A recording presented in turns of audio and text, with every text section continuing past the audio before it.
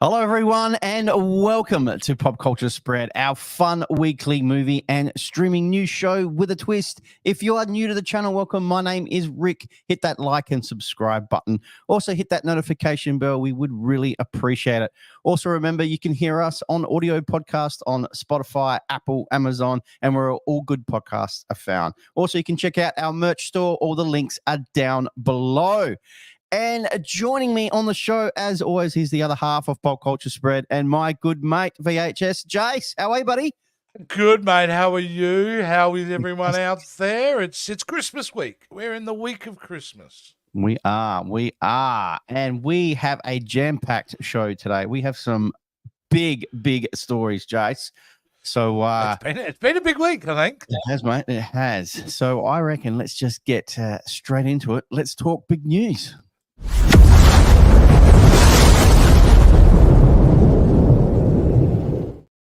I guess we can't get any bigger news than this. Marvel dropped Jonathon Majors after assault harassment verdict. This is huge, Jace. What are your thoughts on this one? Oh, Rick, it is big. And it obviously happened earlier in the week. So we've had a couple of days now for this to kind of settle. Yeah. It is massive news, and it's based on the fact that there's a lot going on in this story. Obviously, he was charged and found guilty of reckless assault in the 3rd degree and guilty of harassment following a 2-week trial stemming from a March incident between the actor and his ex-girlfriend. I don't know if you'd seen the video footage. I have. Yeah. And all I'm going to say is, yes, he's guilty, but you know, she was kind of guilty too. I mean, it was a two-way street. I'm not trying to make it say it's okay, because definitely not. Violence is abhorrent. But she wasn't an innocent victim in this as well. So either way, it's really about Jonathon Majors. And as soon as he was found guilty, Marvel Studios has pulled the pin now, haven't they? They're saying they're done. And yeah, I really appreciate and respect the way that Marvel Studios handled it. I really do, Rick. I think they let due process take its course. They allowed this case. They didn't preemptively strike and get rid of him. No, they let the legal process follow and then made the decision afterwards. So I don't know about you, Rick. I thought they handled it the right way. But, man, I assume you're like me. You're, like, disappointed that we're losing such a quality actor. Yeah, look, I agree with you. I think Marvel did handle it very, very well. They let it do its due course. We live in a world today where we are surrounded by people with camera phones and CCTV footage of everyone. And especially if you're in that limelight, you have to be careful. People make mistakes, and I'm not condoning what he did is a mistake. It's very bad. But Marvel handled it very, very well. And now he's just ruined his career in anything. I mean, who's going to hire him moving forward? In the short term, it's a problem. He may be able to come back a little bit later on. And, you know, he was a very strong independent actor, and I'm sure that's what he'll go back to, independent films for a while. But, yeah, it's just... It's really kind of unfortunate that it's played out like that. I mean, at the end of the day, you know the industry you're in. You know the game you're going to play. It is unfair that actors have to suffer so much in regards to sacrifice so much to be an actor, in regards to their private life and fame and all that. Of course. Look, it sucks, but that's the name of the game, and that's what's been happening for 100 years, so it should be no shock. So if you're going to behave poorly in public, you know, if you're going to break the law, you should be judged, and you should be correct. Obviously found guilty or not guilty, and the consequences stem from that. But what it has done, this story, and it's bad for Jonathon Majors, boom, Pandora's box. Within hours, Rick, we're getting stories.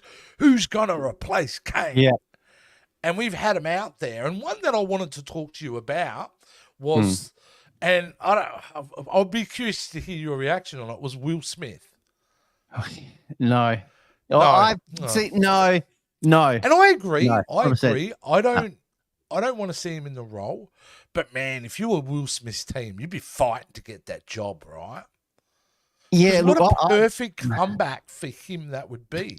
Because he's hated by most of the public. It's a way to get him back into big blockbuster films by him playing a villain, and also a way maybe to earn some respect by playing a villain. You know, get the public a bit more nicer to him. That's from his perspective. I don't think he's a right fit. And there are big other names being thrown around as well. Yeah. The guy that plays, and I'm no good at pronouncing names, so I don't want to disrespect the man, but the guy that plays Mantis in Aquaman, Aquaman. Yep. he would be fantastic. David John Washington was my pick from Tenet. Yep. I thought he would be amazing. But maybe the choice is to be an unknown, maybe a real young up and comer, or controversially so, does it have to be a black actor? Okay, yeah. Well, does it need to be? Doesn't need. I mean, like, if you're going to recast, just find the best actor, right? True. Just find the best actor. Well, I think with Kane, wouldn't you then, if you're worried about it's going to be too distracting, then the Kang that we know from the comic books is kind of purple skinned anyway, isn't he? With the green suit. Lean on that a little bit more. Well, whatever. I don't know what they'll do. Decide is, we know it's going to be good. So I told you. I think I've said my theory on this show that I don't know if it's even going to happen. The Dynasty movie, the King. You were saying that, it's not going to happen. Yeah. Well, that was my pick, and I'm still kind of believing that at the moment. Because it might not. It might not happen. I reckon they're going to skip it and just go straight to Secret Wars. If they can't find someone to fit that position, maybe. Then well, it depends, I suppose. Maybe those two films are integral to each other. So I don't know. I don't know. But either way, it's one hell of a story. And another actor who's behaved badly, has been caught out, and now has cost him untold millions of dollars. And not just in Marvel, it's all the Creed movies and everything else that he does. Well, no big studio will touch him immediately. No. It'll be the independent studio. So what will happen is you just won't hear of Jonathon Majors for a couple of months, I reckon. Sorry, a couple of years, and then we'll hear about him in some movie. Yeah. That's what I think. Fair enough. All right, Jay. Let's move on, mate. Let's. What do we got in some other news, mate?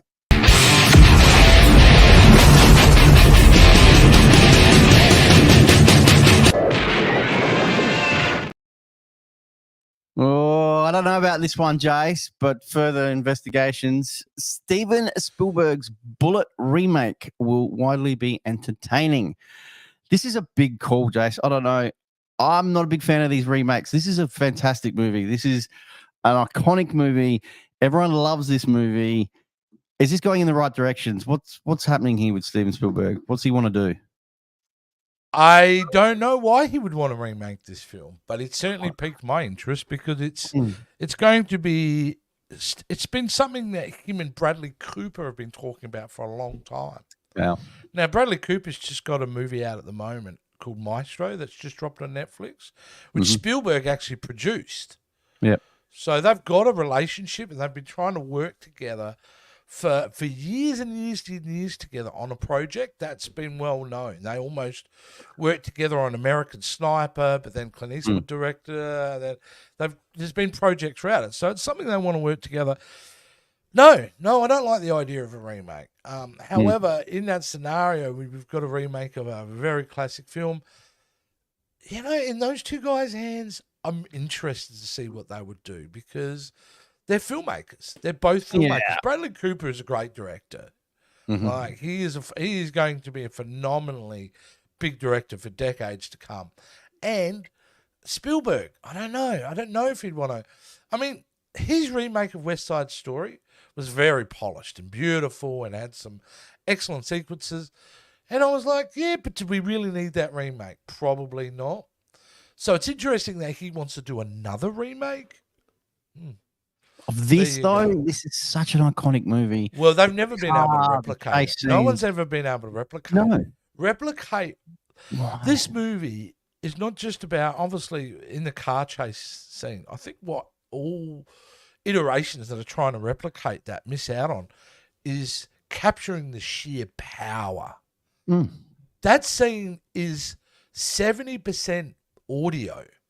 Why Correct. that scene works. It's the gear change. It's the power of Correct. the engine. It's the Agree. squealing of the wheels. It's Agree. dominant. It's overwhelming in the scene. You know, a lot of people, I think a lot of these films are going for the visuals more than the. So, Yeah. but look, if you're going to make it great, Bradley Cooper and Steven Spielberg, they're the guys you want on it. You know what I mean? Yeah, For me. I don't know. Why this movie is such an iconic movie. So Well, I don't know. I don't it's an have high hopes. iconic movie, especially for a scene. But can you tell me the rest of what happens in that movie? I haven't seen it for such a long time though. A long, long time. It's not a great. Like, I'm going to be honest with you. It's an iconic scene, which makes it a great movie. But there is good chunks of this movie where nothing happening, and it's not a great movie. That's my opinion. That's what I think. So maybe there's an opportunity to actually make it a full, complete classic. If they can get that car chase scene right, as good as, if not better, Through San and then Francisco. actually weave a really good story around it, They might. maybe we got something. Maybe. Who knows, mate? Who knows? All right, Jace. Let's move on to the next story. Let's go back to some Marvel news, mate. Yeah, Marvel news. Some Marvel news. I don't Marvel know why I said Studios. You're excited. Marvel excited. Studios is reportedly considering Mr. Sinister as the main villain for its X-Men reboot. Now, this is a rumor, guys. This is not confirmed. So just letting everyone know this is a rumor. But what are your thoughts on this, Jace? Well, is this a good direction, something, if it happens? Yeah, it's an annual, and like you said, it is a rumor. I'm glad you pointed that out. It's from an industry insider. But it's a pretty logical assessment to make, and I'm kind of giving validity to it because if you think about it, where else would you go unless you're repeating the villains of the past? Yeah. Now, if you remember at one point, Bryan Cranston was going to be playing Mr. Sinister in a Fox film. Back when the Fox studios were looking at it. So, and it is a well-known, really large villain in the X-Men universe, in the comic books. So why wouldn't you go down that kind of direction? Mr. Sinister, and he's he's a character you can actually weave through multiple films if you want. Yep. And, you know, so I'm happy with this part of the story, like of the story they put up. They're going to do Mr. Sinister's great. But another reason I brought up this story is the giant red flag in this story. Now, where are we? Is the fact that it is noted in here that I'm sorry, I'm just trying to get the actual passage up, so bear with me, guys. Okay, here we go. I've got it here. I'm going to bring it up. This is what got me concerned. Rickman says Marvel's X-Men films will be more emphasis on the female X-Men than Fox's approach to the money printing property. One of the chief complaints about the Fox's X-Men films is how the series seem to devalue and depower its female presenting heroes. Now, this is the red flag. And I'll tell you why it's a red flag. Because now you're putting... What are you doing? Shouldn't you be making the best film possible and not trying to make up for mistakes of the past? Let's recognize that, yes, they did devalue some of the... I think that's an overgeneralization. And I think when they're saying that, they're thinking about characters like Storm and a couple of other female things. But I still think Rogue got a good story, was treated respectfully in the first X-Men film. And the same as Jean Grey. I don't think that would devalued. She became the big bad villain in number 3. Correct. So, and really important and heartbreaking in number 2 when she turns. Like, so to me, that's a really overgeneralization anyway. So what are you saying? Are you telling me that they're going to make sure that this franchise is led by females because of what they did 20 years ago? This is ridiculous. Just make the best X-Men film you can. All right? And I'll tell you what, if you make the best X-Men film you can, you'll more than make up for the sins of the past. Even though that's the last thing you should be doing. The first thing you should be doing is making the best X-Men film you can. I agree, but they stuff this X-Men movie up. That is it. Like, you've got two big movies, X-Men and Deadpool. If they Because you know can't what, nail you can these, say what you like about X-Men films. You can say the continuity's been a problem, but I'll put it out. Yeah. First X-Men movie is a good movie. It's a great intro movie. X-Men 2 is fantastic. X-Men 3 actually holds up better than you think. Mm. Not perfect, not... Okay, X-Men Origin Wolverine was horrible. Terrible. Yeah, the Wolverine was good. Logan is amazing. Logan, yeah. Deadpool's are amazing. I loved X-Men First Class, is my favorite X-Men film. Days of Future Past was incredible. Apocalypse and Dark Phoenix, blah. Okay, I listed them all to say that more of those movies were actually good movies and great. So I don't know why this guy is writing a story kind of implying that they were a mess. When that was some of the great... X-Men Days of Future Past is an excellent superhero film. Excellent film. And so, yeah, at the end of the day, God, I'm happy about Mr. Sinister. I'm worried that they are going to change the narrative of a franchise to make up for a mistake that was made by a different studio now in 20 years ago. Just doesn't make sense to me. Well, hopefully Marvel don't. Remember, these are all rumors and these are just articles, but we will see. All right, Jace, let's get into the next one, mate. Let's get into some streaming news. Industry news, Industry news, yeah. Warner Brothers, Discovery, and Paramount Global have held meetings to discuss possible merge. This is big. Okay, we may be looking at the birth here of Warnermount. That's what they're going to no, this is big news and certainly not surprising, although I think it's happened quicker than I would have assessed.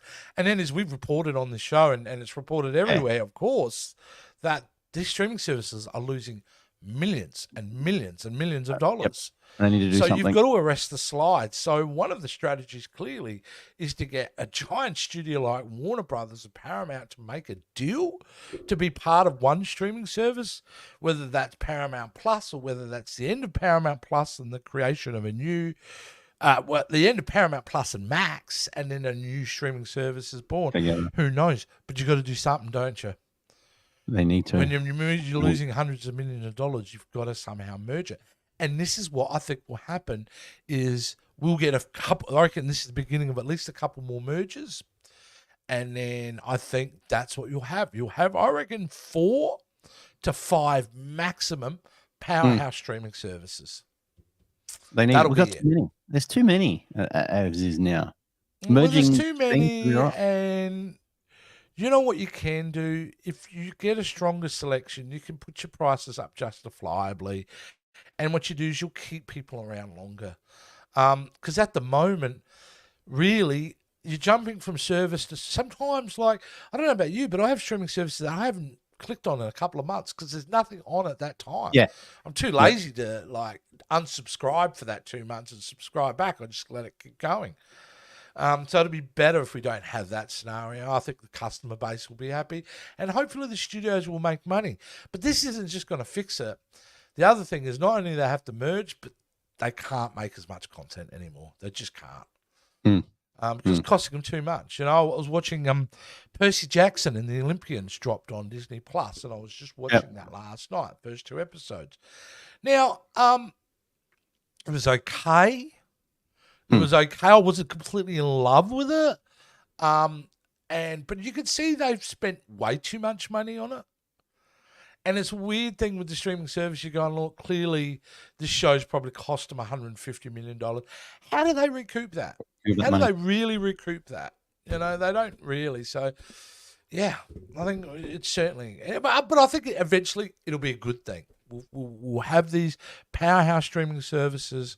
We'll get less content, but hopefully more quality content. So hopefully. Well, I don't even know. Yeah, it's huge news in the industry now that, like, to think of 2 massive studios like that are in talks. That's incredible. Well, hopefully we'll see some more and we'll cover more of it when it comes out. Definitely. For sure. Jace, it's that time. It is that time where we discuss the train wreck of the week. I know this is something that you like. So, what have we got for the train wreck of the week this week, Jace? Okay, well.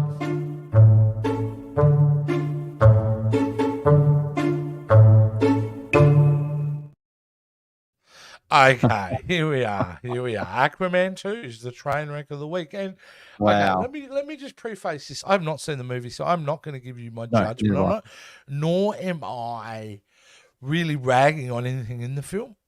I. Mhm. But what I will say, Okay, cool. the train wreck story is about people are just not going to see these films at the cinema anymore. Nope. Look at that, $4.5 million start for slow weekend holiday at the box office. This thing is on track to make less money than The Flash, which made no money. Wow. And again, I think Flash is a good film. I think Flash is a good film.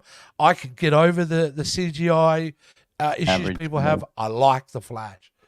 I don't know if I like this one. Now, Rotten Tomatoes, which is a corrupt reviewing service, and you should not pay attention. Only thing you should pay attention to is the audience rating, not the bloody critics rating.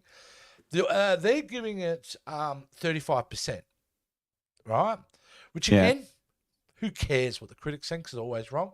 The audience, however, is giving it 76%, which means the audience is generally enjoying it. For the most part, are enjoying this film.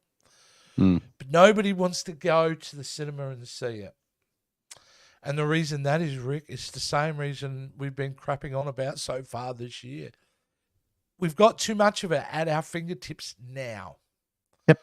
Like, if you want to watch superhero content, we've got streaming services for that. We've got so much. Tons of it on there. And to be honest with you, you've also releasing a film that is the end of the DECU. So I think that's the other problem. People are not going to invest because they're going, well, this story goes nowhere. Like, I'm never going to see Aquaman again after this film because he's not in the James Gunn version of DCU. How much more is it, though, with the audience of a younger crowd as well that don't really care about that? You know what I mean? Well, we are also crossing over to a new generation. That generation that grew up with the MCU from 2000 now are in their mid to late 20s. And my son is a perfect example of he grew up with them and he loved. You know how much Josh loved Marvel films, but he's now got to a point where he rejects them. He doesn't watch them. He doesn't like them. He's grown up with him. He's over it. And I think that's indicative of a lot of kids those age. These Marvel films aren't that important to them. These comic book films, shouldn't just say Marvel, that's not fair. These comic book films are not. So Aquaman 2 holds no interest for someone like Josh. You know, and the fact is, movies are expensive, and you're coming out the week of Christmas, and like I said, a movie that's got a dead end basically, and the early buzz. Even though we reject early buzz, we don't listen to critics, Rick. A lot of people still do. So you add that on top. That's why it's not going to make any money. It's really sad to see, but that's the reality. That's the train wreck. The train wreck isn't the movie because they haven't seen the movie. The train wreck is nobody's going to see this movie. What do they say? 3,400 locations, and it's only made 4.5 million. Wow. Yeah, that's in the Thursday previews, but that's still very, very low. Yeah. But then it comes down to cost of living as well. Yeah. I mean, if you look at it, here we go. During its Thursday previews, Aquaman and the Lost Kingdom performing worse than the Marvels, which we know had very low, which, by the way, I did see that movie recently. I haven't seen it yet. I enjoyed it quite a bit. I'm just saying, I'm a defender of the Marvels. It was fun. It was fun. So it did worse than the Marvels, which ranked $6.6 million on its early box office. It's performing better than Shazam 2, which only had 3.4 million earlier in the year. Meanwhile, The Flash had 9.7 million in previews. So, again, the whole weekend's going to play out, but I can guarantee you this film is going to be a financial disaster, which is sad. Like I said, whether the movie's good or not is inconsequential to the fate of this movie. And it's a real shame. And I said, I really think the way they've handled this, like, this should have been a celebration of the end of the End of it. DECU. Yeah. But it's just like, we'll throw this out in cinemas at Christmas time and we won't talk about it. And we'll just end this whole last, since 2013, their 10-year journey trying to create a DCEU. And then just kind of brush it aside. And I think that's the problem too. If they had marketed this correctly to go, come and see the final film of this 10-year journey, da-da-da-da. Okay, a lot of people would have read through it, but a lot of other normal people would have gone, well, let's go and check that out. It's the last film. But they didn't do that. They've been treating DCU films disrespectfully for a good couple of years now. The way they market them, Warner Brothers does a horrible job of marketing. Now, you don't hear much about it. I haven't heard much about it, and all of a sudden, just come up saying it's coming out. It's coming out. Yeah. And here you go. Oh, right. So I think that's what's to blame.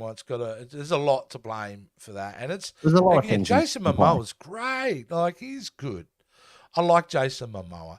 However, I wasn't a massive fan of the first movie. So bias-wise, I'm not excited about seeing the sequel only because I didn't really like the first one. I liked the second act of the first one. I liked all the stuff with Manta, but the whole crab and seahorse fight at the end, but yeah, so I'm not excited to go and see it either. And that could be another factor, Rick. There's a lot of factors coming to it. Like I said, I'm not excited. Cost of it is crazy. Everything. Dude, 5 years ago, we would be lining up to go and see this film. Yeah. Now we would have been lining up to go and see it, and now we just. I'll wait for it. I'll wait for it to come on streaming like everything else. And the thing is, this is where the power of the consumer hits into it. Because of that, right? Because we won't go and see it in the cinema, it'll drop early on streaming. Yeah, correct. So we get what we want anyway. We'll get a little bit early. That's what they did with The Flash. It felt like The Flash was out for 3 weeks, and then boom, you could rent to buy. Rent or buy it. It was crazy. But there you go. That's the train wreck of the week. Not the movie, the whole thing itself. That's it. All right, mate. Let's get into a great segment that we all love. And that is the great Aussie telly, Jay. I tell you what, any boss who sacks anyone for not turning up today is a bum. Christmas what have you got time, this week, mate? Rick. It's Christmas time, as we've said. It's the week of Christmas. Yes. And, when Christmas specials on TV when we were growing up, very much American.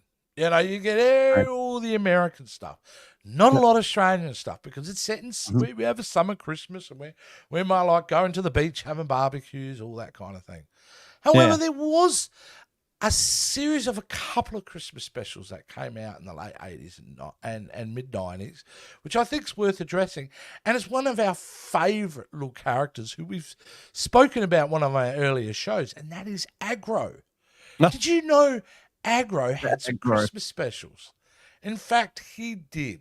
And it was called A Very Aggro Christmas. And here you've got a pink Santa Claus in here. Aggro meeting angels in his house. Look at little that. fairies. There were life lessons where he's up in the North Pole. And it was such a rare delight. Do you remember it? And there's Santa, which is, I don't know what he is. You look at Santa. What's going on there? But they were fantastic. And you know why they were fantastic? Is because of Aggro really isn't made for kids, but he's very adult.